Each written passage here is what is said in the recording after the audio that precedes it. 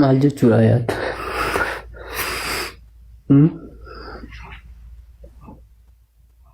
Maal jechuudha natti? Natti mi waan jedhaatu hayaata irra deebii natti. Hayaata.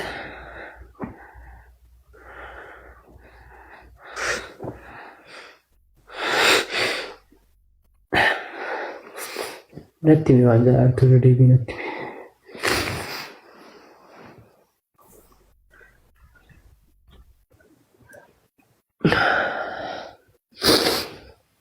Natti mi waan jedhaatu irra deebii natti.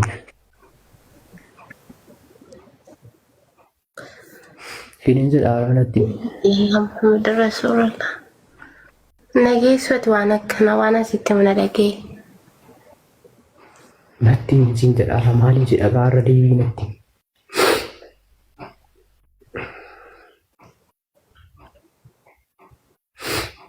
Hayaat please akkan of adara sikadha kun ammallee jirbii bakki sikadha please akkasiin godhe. Jilbeen gosa sa'aatiin ammalleeti sa'aatiin Hayaat sikadha taa jira hayaat please. Please hayaat. Please akkasiin godhin. Maal adara akkasiin godhin. Ani koo gammachuudhaan dhufee asar tokko faadha. kan walitti qunnameef kana dhaga'uuf miti. Dhagee suuraa kee poosti godhadheen naan ijoollee baay'ee keessaan na dubbisanii na aarsaa oolan isaayyuu ani immoo waan akkanaa hin fedhu waan sijjame. Bara waadaa siif galee kana booda si hin ala hojiidhaan lee ta'u nama tokkoon hin dubbadhu jedhee bi. Teekistii tokko deebisee yoo dhiqa iskiriinshootii siif ergan san booda na dhiifta rakkoon qabu.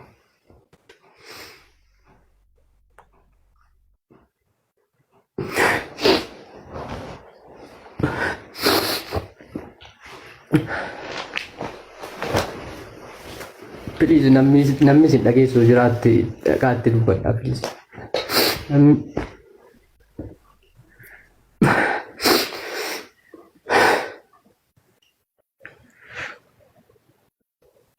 Adaraa maaloo dhaqaatti dubbadhaa namni sin dhageessu jiraatte itti maa bakka jechuun ani isii malee jiraachuun natti cimaadha. Adaraa please. Maalin godhachi qoy yaa rabbi natti fudde.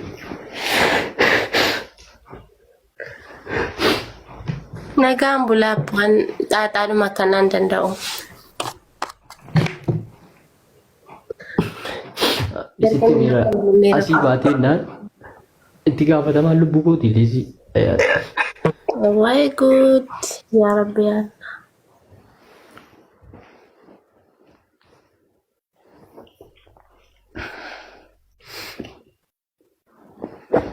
Hayaat please akkasiin godhin adara hayaat. Issi maaliin si kadhash adara akkasiin godhin. Bari koo asada hayaati yoo dhiifte nusiif jirra namni dhaaru hedduun jira. Yaa hojii jaalalliin jira miti ree.